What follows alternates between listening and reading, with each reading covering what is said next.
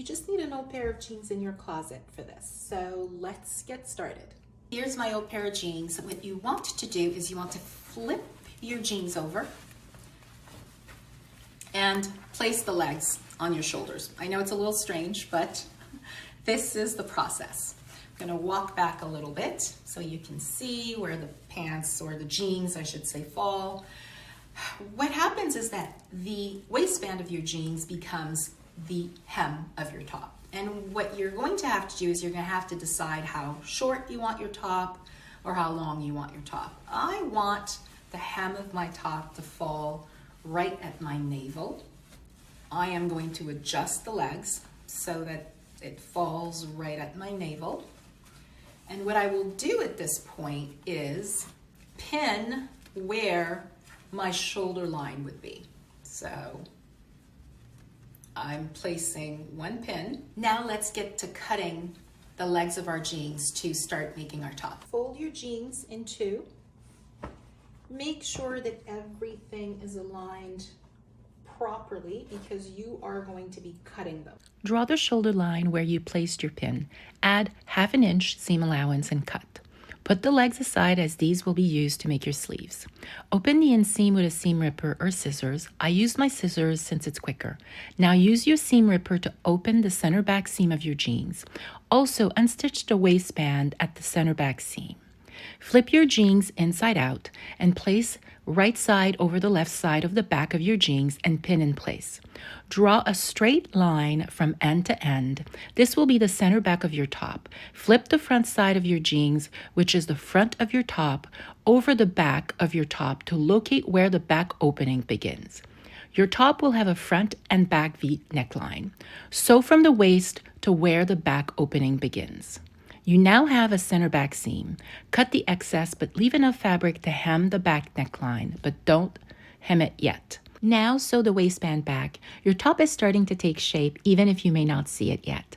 Since we don't need the front pockets as they are upside down, sew a few millimeters along the edge of each pocket to close them. Then flip your top over and cut the pockets out. The waistband of your jeans is the hem of your top and the raw edge of the leg is the shoulder line. We are now going to work on the armhole by using a t-shirt to draw it. Use a fitted t-shirt since it is better to cut a small armhole that you can enlarge than cutting a larger armhole that cannot be fixed. To start, fold your top along the front center seam and make sure right side and left side are perfectly aligned. Then tuck the sleeve of your t-shirt inward at the armhole to create the shape of the armhole.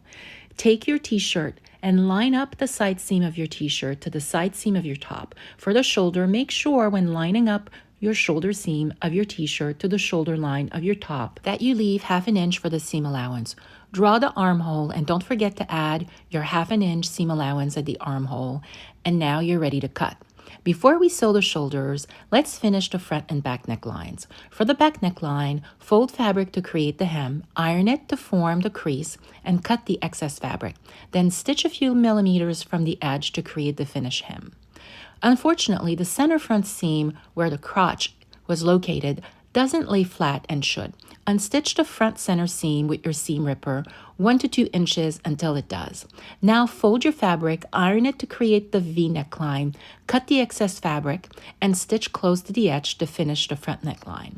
Now it's time to try your top by pinning the shoulders while it's on to determine if the armholes are the right size. While trying my top, I realized that the shoulder line was too long. I pinned a new location where the shoulders should stop and withdrew my armhole accordingly. Then cut the armhole keeping the seam allowance in mind. We are almost done.